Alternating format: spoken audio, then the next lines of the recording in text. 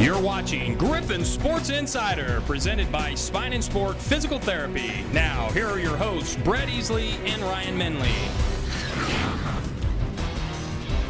Hey, Max. Hey, Max. Bye. We're trying to do a show. You got a couple minutes before you're Yeah. most egotistical driven mascot I've ever seen. We're breeding divas on this show. Hello, another week, another win, another step up the national ladder, Brett Easley. That's right. It's really fun. Griffin football up to number 4 in the nation. In this week's AFCA poll, their 6-0 start is the second best start in school history. Missouri Southern on the slate this week, but before we look ahead, we flash back to last week's win in the Panhandle State. Welcome to Tahlequah, Oklahoma, home of winless Northeastern State. The lossless Griffins trying to keep them that way. Western playing without starting safety Shane Simpson, bum ankle, but O-lineman Brian Childs, knee is good again, back after missing 3 games. Pick it up early first quarter. Griffs down 3-0, trailing for the first time this season, but not for long. Mike Hill, 35 to the 40, down the far sideline, to the 30, to the 20, and Mike Hill is gone! 72 yards! 31 carries, 195 yards rushing in this touchdown. Griffs up 7-3, then they take command. Second quarter in the red zone. Travis Partridge, screen pass to Terrell Downing, give him open space, and they'll give you 6. Griffs take a 21-3 advantage now. Later, more red zone action. Partridge, all kinds of time to throw, puts one up for Reggie Jordan. Call him Air Jordan, a 3-yard scoring strike. Western goes to halftime up 28-17. Third quarter, they expand the lead. Partridge, the bubble screen, hits Tyron Crockham for a 19-yard score.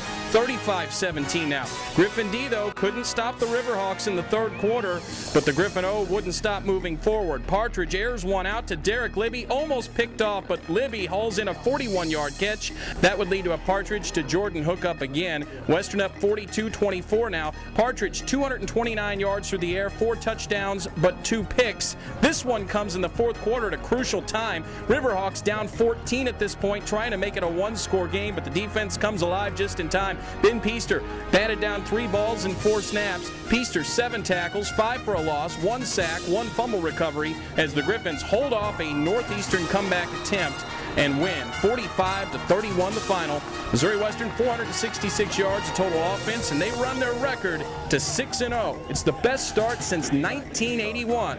None of these guys were born yet. Coach P was a freshman on that Griffin football team. Yeah, when it's pretty as we like, but hey, 6-0, 6-0. Great feeling. Great feeling. We're not satisfied, but we are going to enjoy this one. And yeah, I've never been this successful at anything. So I was 5-0 once in high school. I've never been 6-0 though, so it's a different feeling for me, but I like it. That's awesome. That's awesome to know that we achieved that, but we just got to keep striving for more. It's going to get tougher and tougher every week from now on, and just focus on Missouri Southern this next week. Joining us now, head coach Jerry Partridge. We just heard your kids talk about being 6-0 for the first time since '81. How about for the head coach, who was a player on that '81 team? I was a freshman on that team, a very young version of myself. A very, very talented team, one of the very best teams in Missouri Western history for sure, with some great players in it. And I remember being ranked 4th in the country about that time. I think that was the highest rank we had in the IA poll. And good team that was 7-0, went down to Missouri Southern at 7-0 and lost at Missouri Southern, ended up going 8-2 and not making the playoffs. But it's a good accomplishment. It's the best you can do with 6 games on your schedule to be 6-0, and the first time we've done it since I've been the head coach, obviously. And so the last time we were 5-0, we didn't finish very well, and we want to do it this time. Well, let's look back to Saturday's game. Another road win, scored 45 points. Another good day for the offense, 466 yards, and a pretty good balanced day as well. I think we've been fairly balanced. I think we've the passing totals continue to go up as we get into closer games. Our third down efficiency is very good. Our red zone offense is very good. We're scoring more than we're having to kick field goals. We're scoring touchdowns. I thought they held serve for us all day long on Saturday. Defensively, we struggled a little bit second, third quarter, and our offense kept us at 2 to 3 arms length the whole football game. Well, the big question coming out of that, again, for a 6-0 team is, what's wrong with the defense? Well, I don't know if it's what's wrong with the defense, but what happened? Well, what happened on Saturday? I don't know if anything's really wrong with the defense. That defense still hasn't given up a touchdown in the first quarter yet, and we didn't give up a touchdown. We only gave up 3 points in the fourth quarter. There were 7 plays that totaled 187 yards, and then the other 60 plays, I think was 240. I mean, so now I realize those 7 plays count, but you have to minimize the big plays, and we gave up some big plays, and that's what's most disturbing to me. And it really wasn't being out-athleted. It wasn't being outplayed. It was more about us not just executing what our defense is telling us to do. Well, it's hard when you play without one of your stars, and that's Shane Simpson, guy that's been patrolling center field for 3 years. Another guy that was banged up, but you wouldn't have known it on Saturday. Ben Peaster leads the team in tackles, had the Ben Peaster series where he bats down 3 passes on a crucial defensive series in the game. Talk about his performance. Well, I don't want to use the word warrior because it's not really, I think sometimes military people don't like that necessarily, but he played like a warrior. I mean, he was hurt and he didn't practice all week. Really, David Bass didn't really practice all week either, and Shane Simpson obviously didn't because he didn't play. But those are 3 real important cogs in our machine on defense. And David and Benny played. Giannis Matalis played a lot. And sparing them both, but Benny was outstanding. I thought he played great and played physical, and just he's one of those kids that can emotionally get himself above pain, and he's learned to deal with it. It's a part of football, but how concerning are the injuries right now? Because there is a laundry list that seems to pile up every week. Very concerning, Ryan. I mean, it bothers me. But they are part of football. We do have depth. I mean, we knew that going in. We had depth in a lot of places. We still have the players to get it done. But when you're out there on Saturday and some of the key pieces of a defense that maybe David's not quite himself, Benny even though he played great, probably not himself. No Shane Simpson, obviously Yami Ali out. Those things hurt you, but those kids are all playing hard and doing what they're supposed to. And then Wallace Carter got hurt too, hurt his sprained his ankle early. So far offensively, we're hanging in there, and we got Brian Childs back. Got banged up a little there this Saturday too, but it's week-to-week process. I mean, comparative scores that people like to get into, and who you have when you get to those games, and we just got to be better than Missouri Southern Saturday. You talked about Missouri Southern. We'll talk about the date with the Lions, a homecoming date back at home when GSI comes back.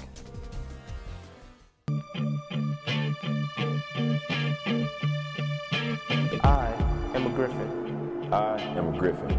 My job is to lead the march. My job is to carry the load.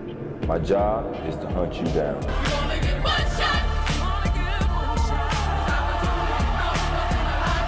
This is Griffin football. This is Griffin football.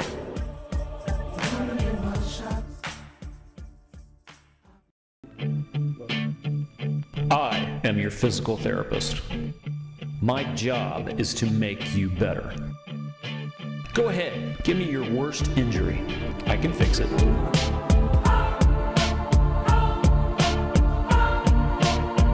You can ignore that shoulder. You can go to someone else. Doesn't matter. To really get better, you gotta go through me.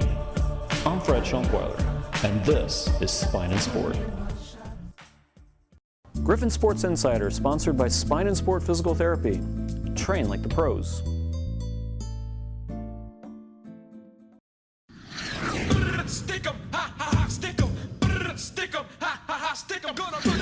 Well, another edition of Beatboxing with Bo. We're on a roll now, folks, and it's homecoming week. Missouri Southern's coming to town. Bo, what do you got for me? Griffins and Lions. Well, I'm seeing a little different atmosphere this week. After last week's stunning big win, Southern got off the bus and remembered to score last week's game and forfeited. So the score is 2-0. 2-0. They got on the bus and went back. Why? Total pain. Welcome back. Thank you, Bo. It's kind of like Schwartzky's super fans, isn't it? Yeah, Bears. Bears. I seriously doubt a forfeit Saturday. I don't think Southern's going to get back on the bus and go back home. Missouri Southern. I'm going to point Missouri Southern where Bo's picnicking at. That's all I'm going to tell Bo. He's close, actually. Yeah, I'm right around the corner. That's the guy. Missouri Southern 4-2 on the season, having a good start, and a team that's beaten Missouri Western 2 out of the last 3 years. I hate to bring that up, but it is what it is. It's been brought up. And this is one of those teams that, despite the record in a year, has played the Griffins well. Just what do you expect this week? Well, the very last time they're at our place, they smashed our playoff hopes. We were 2 years ago. We were a 7-1 football team, and we were up by 20 points in the fourth quarter, and just everything that could possibly go wrong went bad in the fourth quarter, and they rallied. And Darrell Day, the head coach, was a defensive coordinator then, and they made the plays and won it. And I reminded our kids Sunday about them celebrating on our field, having this victory dance out there, literally jumping around and having a great time. And we lost down there 2 years ago. We're taunted pretty heavily by their kids, so our kids have some feelings toward Missouri Southern. I respect their coach and their team and all that, but there are some feelings. This is a team that is 4-2. They have a winning record. They're triple option. They got a couple of kids that, boy, seems like they've been there for a few years. Landon Zirkle offensively, and then we know about Brandon Williams, the NFL prospect defensively. Yeah, I made the joke that Brandon Williams has been there since 2002 and Zirkle's been there since 2003, and it feels that way. They're very good players. Landon Zirkle is in a tough spot because he's a very, very gifted receiver, and he's on a team that doesn't throw it a whole lot right now, but you got to account for him. And it's a dangerous game for your corners because we get bored to tears. Backpedaling and covering, backpedaling and covering, backpedaling and covering, and all of a sudden they're going to try you, and you got to be ready when that time comes. You may get tried 2 or 3 times in a game, but you have to answer the bell when it happens. And defensively, they're good. I mean, they're really up there in about every statistic. Brandon Williams is the best player defensively we've faced so far. This defense is the best defense we've faced since Central Missouri, so it's going to be a challenge for offense. Offensively, the triple option is an offense that wears you out mentally a little bit. You have to get ready. You have to be sound in what you're doing. It is a physical warfare mentally too, and just all the low blocks and just getting the right fits. And I hope we get through this thing healthy because it's very difficult to do it against offense like this. Missouri Western, of course, 6-0, ranked number 4 in the nation. Let's take the Griffins out of this equation in the MIAA right now. So we'll kind of put your non-biased hat on. How many losses wins this MIAA conference this year? I don't know. I won maybe, but I do think there's a possibility someone could slip through with 0. I think obviously if Pitt can win this Saturday and then beat us, they're going to go undefeated. So they got to get through these next 2. Obviously we got a big gauntlet ahead. Northwest has kind of a semi-gauntlet ahead too, and it's the same schedule actually. So they got a gauntlet ahead too. I don't know that 2 losses is going to get it done for you. There's a couple 1-loss teams Lindenwood. That's in there. Emporia's got to play some people. Emporia's got to play us, Washburn, and Northwest. So it's, I know you refer to the 03 year, and it's possible that you'll have a co-champ. An 03 year, just for folks watching at home, was the year that 5-way tie for the conference title never before been done before or since. All with 2 losses. Yes. Okay, Coach P, moment you've all been waiting for. It's the edition of Easley's Tantalizing Trio, featuring soup and salad today. Sounds like something from a restaurant. And I like having it instead of just the choice. These are good questions this week, guys, by the way. And this is the 1981 edition. Because we haven't had them so far? No, they're good every week, at least so you guys tell me. So, the 1981 edition, best start since 1981, 6-0. Coach P, no. The car you drove in 1981 was? I don't know that I had a car. I don't think my no car. Write that down. No car. Pinto station wagon. Pinto station wagon with a wood grain panel. No, the one is red. Red. Okay. Your favorite song and your favorite song in 1981.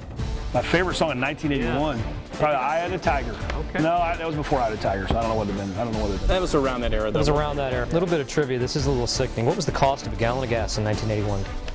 I can't remember. I do remember when there was a time when people were upset when it got to $1 a gallon. 92 cents. Can I have 92 cents? That's all right. Can I add a 4th question to that? Please. Mustache or no mustache in 1981? No mustache. No mustache. I just surfaced. My linebackers are all wearing mustaches now, and they look terrible. A couple guys are using Grecian formula on their I remember sporting his mustache, along with his goatee in honor of everything. Yes, of that. Well, Missouri Southern homecoming. 1:30 Saturday afternoon. Let's try to go to 7-0. That'd be okay. Sounds better than 6-0. Yeah, yes. That's Jerry Partridge. Certainly better than 6-1. He'll actually be back in the next segment. You won't be here with us, but you'll be back in the next segment. So it's actually the Jerry Partridge show today. Yeah, we'll be right back.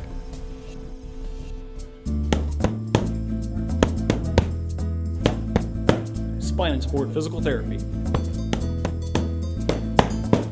Train like the pros, my friends.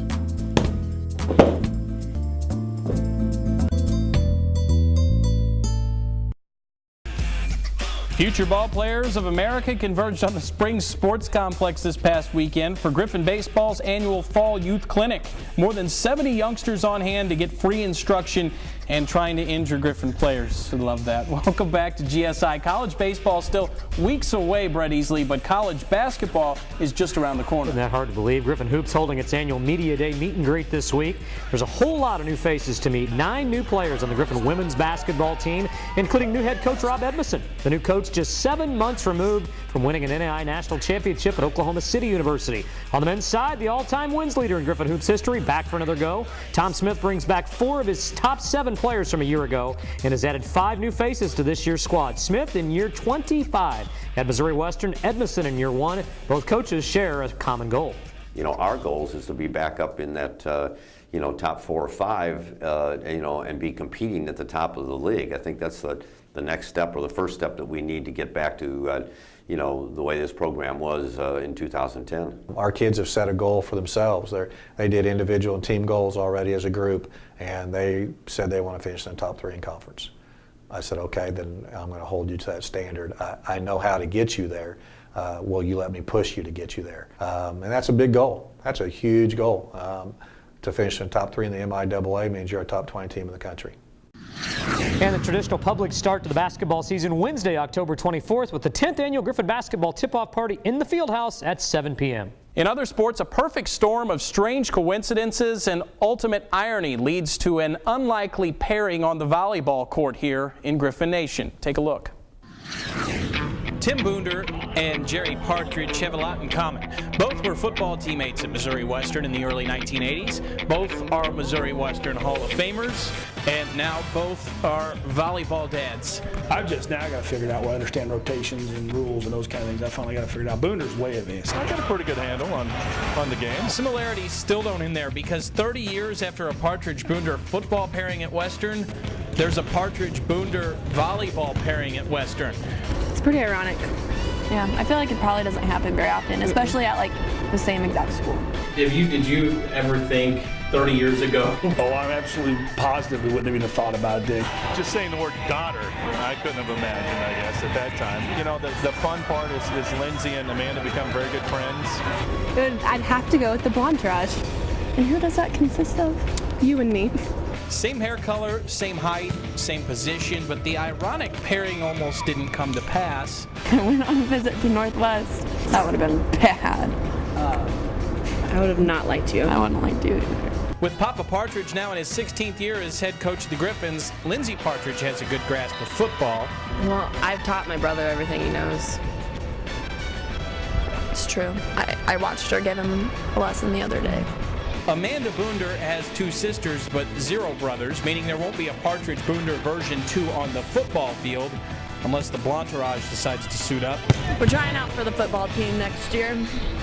It's going to be pretty great. But the chance of success, doubtful. What's your favorite football scheme? I don't even know what scheme means. What is that even? Football scheme? Like, I literally don't know what that means. And adding to that football irony, the elder Partridge and Boonder were teammates on the 1981 team, which owns the best start in school history at 7-0. This year's team can match that with a win on Saturday. Well, a neat story. Got to be neat for Tim. Worked with him 40 years of Griffin football. He was on the poster, and at that time he talked about how good a volleyball player his daughter was, and he was right. Great to have Amanda here. Meanwhile, Griffin golf concluded its fall season last week. The women wrapped up with a second-place finish in the Northwest Bearcat Invitational. Griffin men have one more event before breaking for winter. They'll host their own Missouri Western Invitational next week at St. Joseph Country Club. We'll be right back. No win. Good snap, good hold. The kick is up, and it is certainly long enough, and it is certainly perfect. Man. Another field goal by Greg Zerline. He is now 5 for 5. The most helpful physical therapist in the world on field goal kicking. When the game's on the line, there's no one better than Zerline.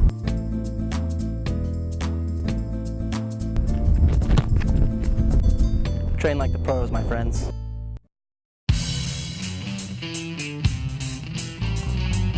All right, I'm here with the Griffin soccer team along with my 6-year-old to talk about youth coordination and ACL prevention at a young age. Footwork is so important in soccer, and footwork starts at a very young age. This is my 6-year-old Lainey. She's already practicing with the team, trying to get her footwork up and practicing.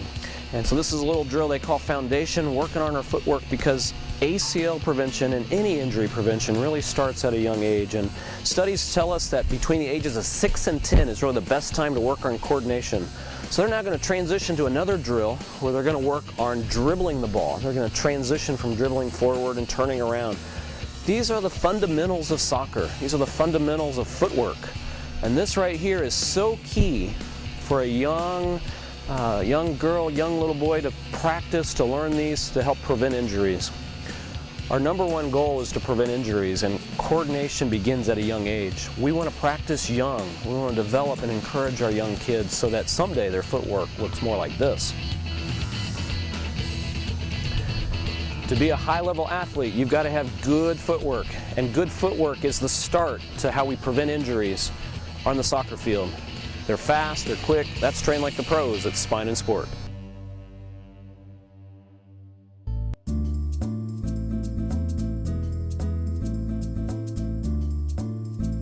The most helpful physical therapists in the world on dodgeball. You'll never know when three-dimensional flexibility will come in handy.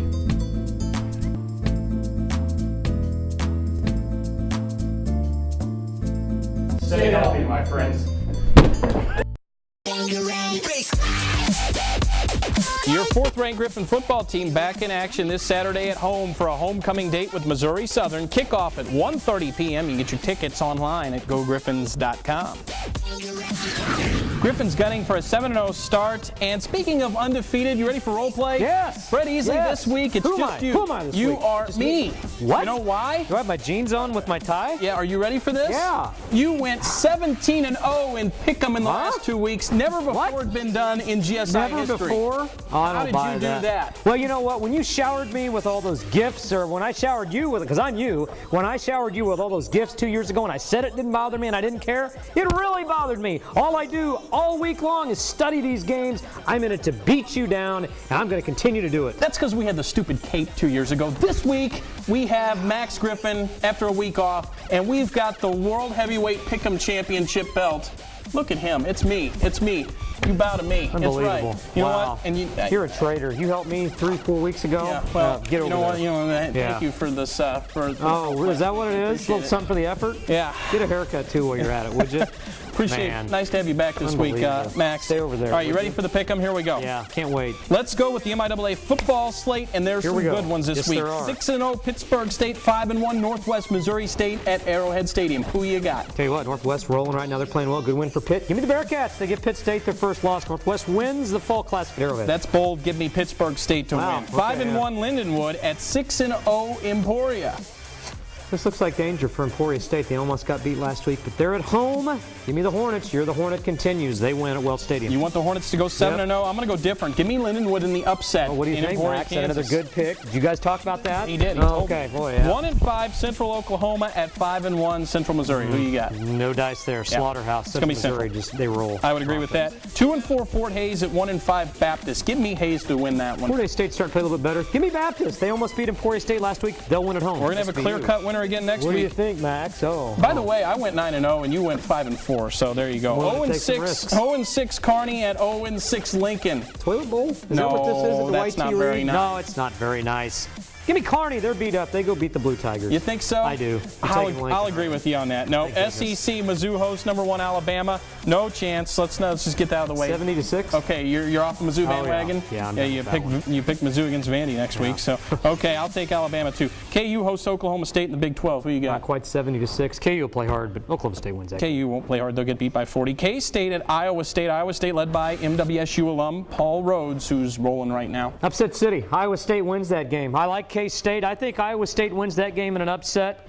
Give me K-State. Give me Bill Snyder, the St. Joe native. I like Bill Snyder. You just can't pick against him ever. Hard to. I agree. NFL, Chiefs at Tampa. You picked the Chiefs to win last week. If you pick the Chiefs again this week, I'm going to knock you out Final of the chair score, double. Tampa 5, Chiefs 4. Okay, well, 5-4 you're at least not is the picking final the Chiefs score to this win. week. I'll Tampa. agree with that this week. A lot of homecoming festivities this week. Are you ready for Saturday? Oh, I can't wait. Ready for Saturday. Parade 9:30 Saturday morning. Pep rally, bonfire Friday night. Homecoming week. Griffins and Missouri Southern, 1:30 on Saturday. Hey, where are your goals? Come out and see the Griffs this week. This guy will be here too. He's ready in his best John Travolta pose. That's GSI for this week, ladies and gentlemen. As always, go Griffs. I met Gerald in 2010. He came to me after an injury he sustained in Afghanistan back in 2008. And he described to me as he was in his Humvee and got blown up by a roadside bomb, and that he broke his back, he broke his hip, separated his shoulder. Working with a Special Forces soldier, to think about the demands that he's got to go through. It's a whole nother concept of training like the pros. So I've had really good progress. But it's been amazing, especially coming up here, working, utilizing the pool for the buoyancy factor, especially at the beginning, to kind of help the actual healing process. Like, I mean, I've kind of transitioned from actual mobility to stability, and lately onto strength and resistance and cardiovascular training. And it took him 2 years and multiple surgeries, but it was fun to see him go from broken to back in the Special Forces doing what he does best, and that's serving the country. And he was a great inspiration to all of us to see him go through that transformation.